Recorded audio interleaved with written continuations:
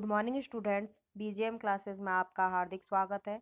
आज हम पढ़ने जा रहे हैं विश्व के प्रमुख दर्शन, जिसके अंतर्गत सर्वप्रथम हम आज जैन धर्म के बारे में पढ़ेंगे।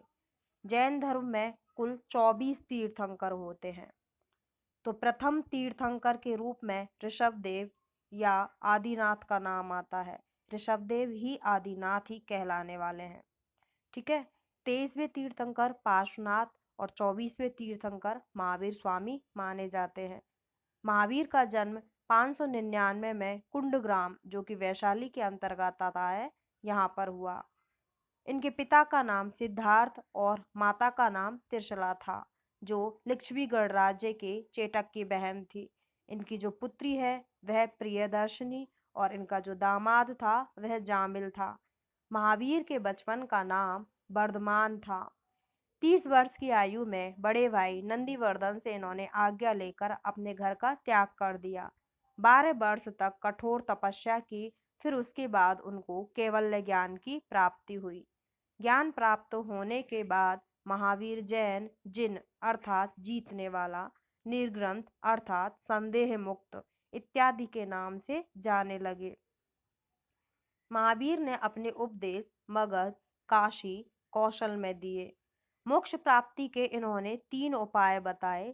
उन 3 उपायों को त्रिरत्न के नाम से जाना जाता है। ये त्रिरत्न सम्यक ज्ञान, सम्यक दर्शन और सम्यक चरित्र के नाम से जाने जाते हैं। जैन धर्म में मोक्ष प्राप्त व्यक्ति को अहर्त कहते हैं। जैन धर्म में गृहस्थ लोगों के लिए 5 महाव्रत बताए गए हैं, जिनमें सत्य, अहिंसा, ब्रह्मचर्य, अस्तेय, अस्तेय का अर्थ होता है चोरी ना करना, अपरिग्रह अर्थात संग्रह ना करना। ये 5 महाव्रत बताए गए हैं। वापस सुन लो, सत्य, अहिंसा, ब्रह्मचर्य, अस्तेय और अपरिग्रह। महावीर ने कहा कि संसार के सुख और दुख का कारण मनुष्य का अंतःकरण है। 72 वर्ष की आयु में 563 ईस्वी में पावापुरी, जो कि बिहार में आता है, यहाँ पर इन्होंने निर्वाण लिया। खजुराहो के जैन मंदिरों का जो निर्माण है वह चंदेल शासकों के द्वारा करवाया गया। जैन साहित्य प्राकृतिक भाषा में लिखा गया है। तो इनका जन्म 599 में और कुंडग्राम वैशाली में हुआ, और जबकि इनकी जो मोक्ष प्राप्ति है वह 563 में पावापुरी में हुई। ठीक है। नेक्स्ट हम पढ़ते हैं बौद्ध धर्म। महात्मा बुद्ध का जन्म 563 ईस्वी में कपिलवस्तु, बिहार के अंतर्गत आता है। यहाँ पर शाक्य वंशीय क्षत्रिय कुल में हुआ। कब? 563 ईस्वी में। इनके पिता का नाम शुद्धोदन और माता का नाम माया देवी था। बुद्ध के बचपन का नाम सिद्धार्थ था। बुद्ध के जन्म के 7 दिन बाद माया देवी का निधन हो गया। इनका लालन पालन इनकी मौसी प्रजापति गौतमी ने किया। 16 वर्ष की आयु में इनका विवाह यशोधरा नाम की कन्या से हुआ और उनसे इन्हें एक पुत्र उत्पन्न हुआ, जिसका नाम राहुल था। 10 वर्ष तक इन्होंने गृहस्थ जीवन व्यतीत किया। सिद्धार्थ का गृह त्याग महाभिनिष्क्रमण के नाम से जाना जाता है। सर्वप्रथम वैशाली के आलार कलाम में तपस्वी के पास गए। ये जो वैशाली है, वैशाली के आलार कलाम नाम का एक तपस्वी था, उसके पास गए। वहां से राजगृह के ब्राह्मण आचार्य उद्रक रामगुप्त के पास गए। फिर उरुवेला वन में गए और उरुवेला वन में निरंजना नदी के तट पर कठोर तप किया। बैसाख माह की पूर्णिमा को पीपल वृक्ष के नीचे निरंजना नदी के तट पर इनको ज्ञान की प्राप्ति हुई और सर्वप्रथम इन्होंने बौद्ध गया में अपना उपदेश तपस्सु व मल्लिक नाम के बंजारों को दिया। बुद्ध को एशिया का ज्योतिपुंज कहा जाता है। 80 वर्ष की आयु में 483 ईस्वी में गोरखपुर के समीप कुशीनगर में अपना शरीर त्याग दिया, और जो इन्होंने अपने शरीर को त्यागा था, इस घटना को महापरिनिर्वाण कहा गया है। निर्वाण का अर्थ होता है बुझना। बौद्ध धर्म के त्रिरत्न बुद्ध, धम्म और संघ जाने जाते हैं, और बौद्ध ग्रंथ के 3 ग्रंथ हैं, विनय पिटक, सुत्त पिटक और अभिदम्ब पिटक। विनय पिटक के अंतर्गत भिक्षुओं हेतु नियमों का संग्रह किया गया है। सुत्त पिटक के अंतर्गत बौद्ध धर्म की शिक्षाएं हैं। और जो अभिदम्ब है, अभिदम्ब पिटक, इसमें दर्शन और सांसारिक ज्ञान के विषय के मामले में जानकारी दी गई है। थेरी घाता है, यह सुत्त पिटक का ही एक भाग है। सांची का जो स्तूप है, जो कि मध्य प्रदेश में है, वह बौद्ध धर्म से संबंधित है। इनके जो पूजा स्थल होते हैं उसको चैत्य कहते हैं तथा भिक्षुओं के रहने के स्थान को विहार कहा जाता है। महाराष्ट्र के औरंगाबाद जिले में बाघोरा नदी की घाटी में पहाड़ को काटकर दूसरी सदी ईसा पूर्व में अजंता की गुफाएं बनाई गई थी। यहाँ कुल 29 गुफाएं हैं, जिनमें 5 चैत्य हैं और 24 विहार हैं। इसके बाद में आता है ईसाई दर्शन।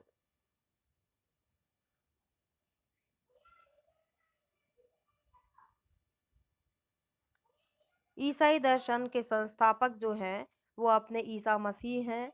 इनका जन्म बेथेलहम में। इनके पिता का नाम यूसुफ, माता का नाम मरियम।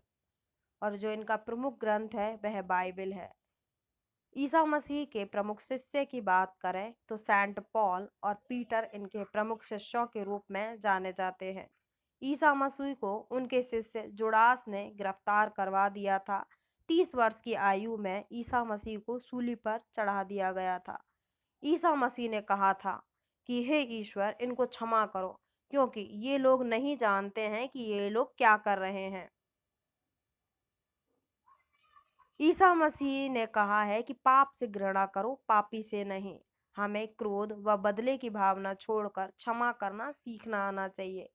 ईसाई दर्शन के अनुसार ईश्वर एक है तथा उसकी दृष्टि में सभी जीव जो हैं वो समान हैं। इसके बाद में नेक्स्ट आता है आपका इस्लामिक दर्शन। इस्लामिक दर्शन के संस्थापक हजरत मोहम्मद माने जाते हैं।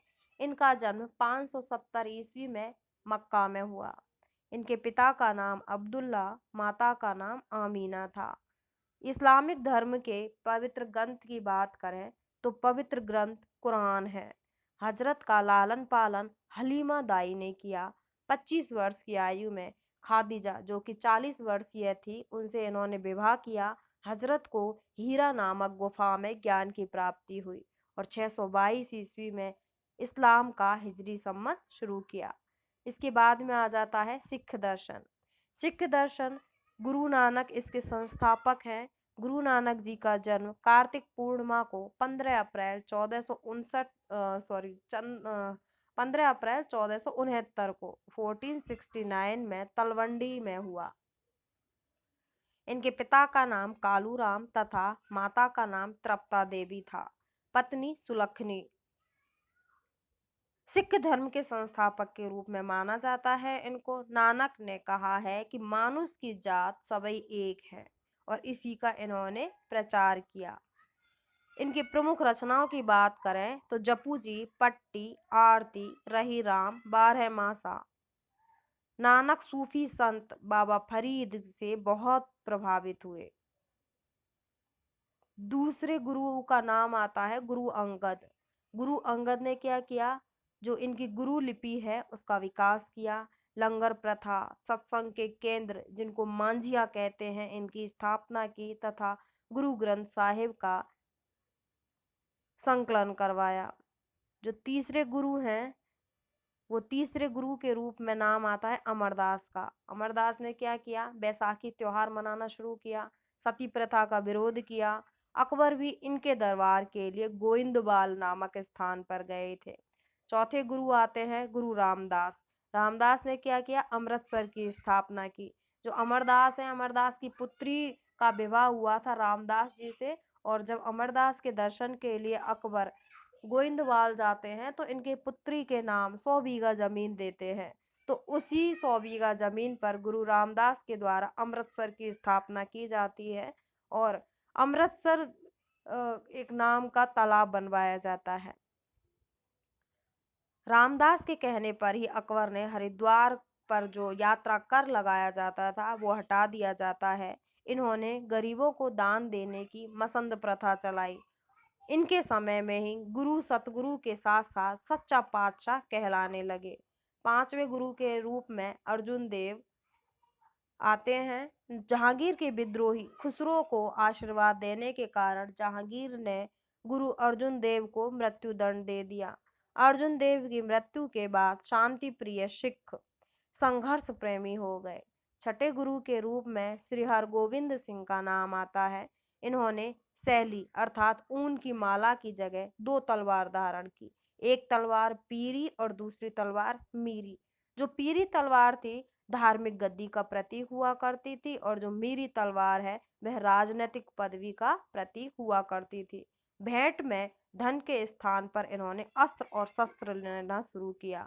अकाल तख्त का निर्माण करवाया और जहांगीर ने इनको बंदी बनाकर ग्वालियर के किले में रखा।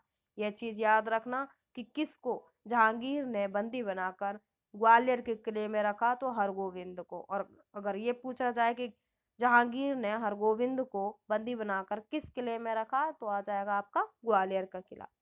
फिर उसके बाद में 7वें गुरु हरि राय, 8वें हरि कृष्ण और 9वें तेग बहादुर।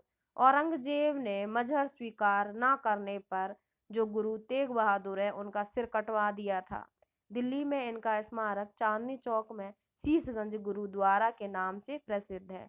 और 10वें गुरु गुरु गोविंद सिंह, जो कि सिखों के अंतिम गुरु के रूप में जाने जाते हैं। नादौड़ के युद्ध में लाहौर के सूबेदार को हराया। गुरु गोविंद सिंह ने 1699 में खालसा पंथ की स्थापना की। 1705 में औरंगजेब ने इनके 2 पुत्र जोरावर सिंह और फतेह सिंह को सरहिंद के किले में जिंदा चुनवा दिया। चमकौर युद्ध में इनके 2 अन्य पुत्र अजीत सिंह और जुझार सिंह भी शहीद हो गए। गोविंद सिंह का जो अंतिम समय है वह तलवंडी में गुजरा। अगला धर्म आता है पारसी धर्म। इनके संस्थापक जरथुष्ट माने जाते हैं। जरथुष्ट के पिता का नाम पोम शंपा और माता का नाम दुरोधा था। पारसी सूर्य को सबसे बड़ा देवता मानते हैं। पारसी दर्शन संसार में रहते हुए सदकर्म करने से स्वर्ग की प्राप्ति होती है, ऐसा मानते हैं। इसके बाद में आ जाता है शैव दर्शन, जो कि शिव के उपासक हैं। इनकी 2 शाखाएं थी, नैनार व लिंगायत। अगला दर्शन आता है वैष्णव दर्शन। वैष्णव दर्शन जो शिव के उपासक विष्णु के उपासक है, उनको अलवार कहा जाता है।